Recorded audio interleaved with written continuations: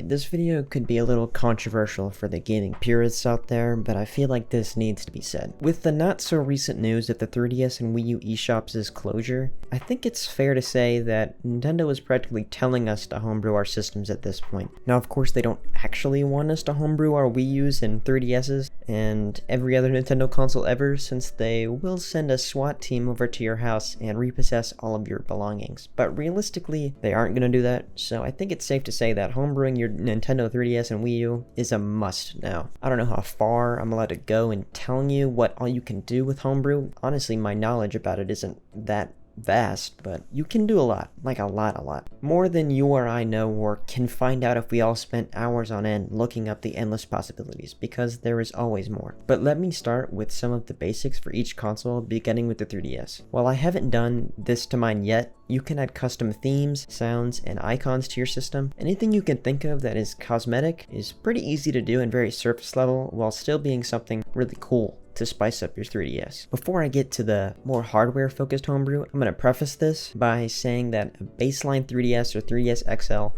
may struggle with things like emulation more than a new 3DS or new 3DS XL would, or also a new 2DS XL, which is why I believe getting one of those systems is a good investment if you are interested in the homebrew scene for the 3DS enough to drop anywhere from $100 to $200 on a new 3DS system. And as they are increasing in value as time goes on, I'd act fast if you plan on picking one up. And as the 3DS eShop closes, people are going to be reminded of their childhood or past with the system and want to pick it up again if they don't have one already, which would just lead to an even further price hike. So yeah, just get one now if you have the disposable funds and are interested. Now with emulation, the 3DS is a very capable emulator, not quite as capable as something like a PS Vita, but that is a topic for another video. Yet the 3DS can definitely hold its own in the emulation department. The consoles it's best at emulating that you'd actually want to play are NES, SNES, Genesis / Mega Drive, Game Boy, Game Boy Color, Game Boy Advance, Nintendo DS, PS1, and PSP. Now there are more consoles it can emulate, but you are going to see success to a varying degree as it isn't as consistent. For example, the N64.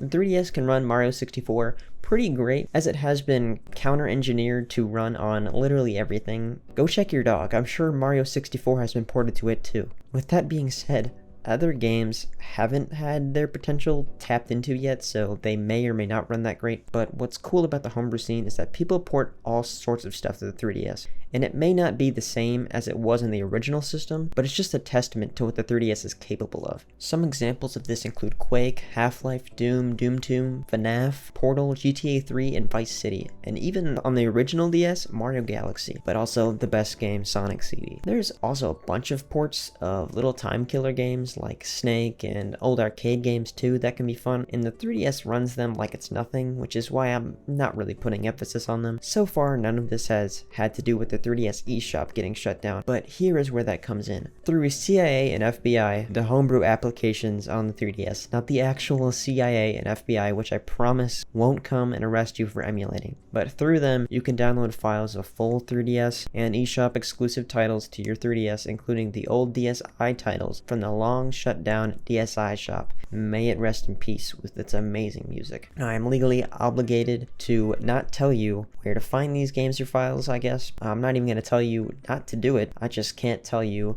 where to find them, but a quick Google search will do the trick, trust me. So now, doesn't the eShop closing seem like not such a big deal, since you can still get all the games, and honestly, you don't have to like empty your pockets to buy Mario for the 8th time. But once again, I did not tell you that. Keep in mind, with all these homebrew mods, you're gonna need, of course, a computer, but also an SD card.